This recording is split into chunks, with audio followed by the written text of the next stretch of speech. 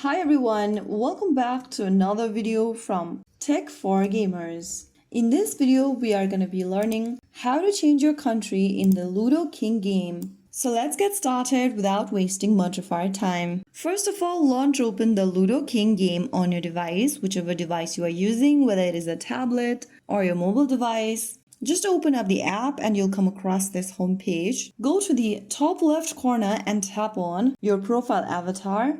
And then click on the Edit Profile button at the bottom. You'll be able to see this page from where you can select your gender, choose your country, select your profile picture, and so on. Go to the top of the screen and tap the drop down and select your country you want to change to. After choosing the country, you'll be able to see your country change immediately at the top. Now click the Continue button to save your changes and you are done. So that's how you change your country in Ludo King. Now you can enjoy playing with friends or players from your chosen region. If you found the video helpful, don't forget to like, share and subscribe to our channel. I will be back again in the next video. Thank you for watching.